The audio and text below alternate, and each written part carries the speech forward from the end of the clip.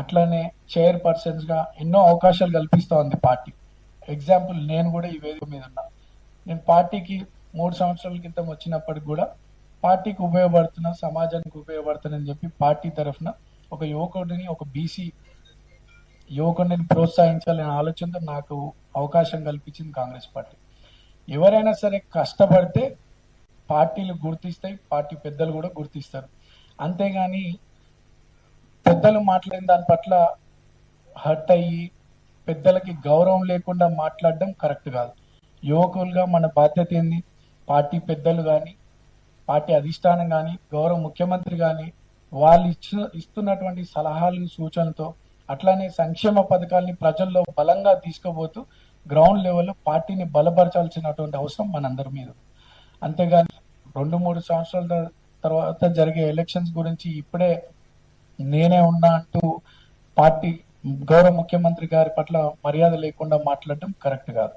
ఈ రోజు చిన్న స్టేట్మెంట్ రేపు ఉండకపోవచ్చు. మనం ప్రూవ్ చేసుకోవాలి.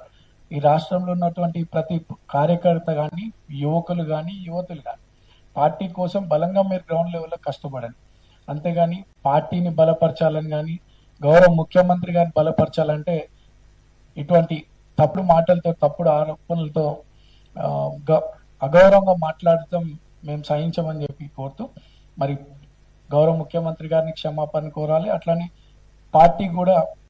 పార్టీ పెద్దలు కూడా ఇటువంటి మళ్ళీ రిపీట్ కాకుండా అందరూ కూడా క్రమశిక్షణ కమిటీ పెద్దలు ఇటువంటి వారిపైన చర్యలు తీసుకోవాలని కోరుతూ, మనమందరం కూడా ఐక్యతగా ఉంటేనే రేపు మళ్ళీ కాంగ్రెస్ పార్టీని అధికారంలోకి తీసుకురావచ్చు. మనం అందరం కూడా రేవంత్ అన్నకు బలంగా అండగా ఉండాలని కోరుతూ, ఇస్తున్నటువంటి సంక్షేమ పథకాలను ప్రజల్లో తీసుకుపోతూ వచ్చే రోజుల్లో పార్టీని మళ్ళీ అధికారంలోకి తీసుకొచ్చే విధంగా కష్టపడాలని కోరుతూ, అందరు కూడా, ఎందుకంటే రెస్పెక్ట్, డిసిప్లిన్ ఇవన్నీ చాలా ఇంపార్టెంట్, ఎస్పెషల్ యూత్కి.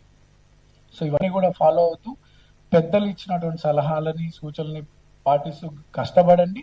అందరూ కూడా మంచి రోజుల్లో వచ్చే అవకాశం ఉంది. కానీ పెద్దల పట్ల గౌరవం లేకుండా మాట్లాడితే మీకు కానీ, మీ భవిష్యత్తు కానీ మంచిది కాదని చెప్పి కోరుతూ, నాకు ఈ అవకాశం ఇచ్చినటువంటి పెద్దలకి ధన్యవాదాలు.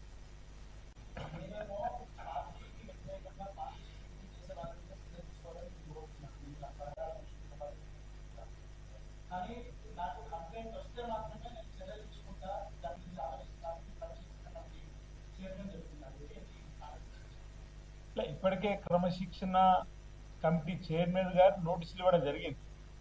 ఆ నోటీస్ అందుకున్నటువంటి తరుణంలో చిన్నారెడ్డి గారు ఓకే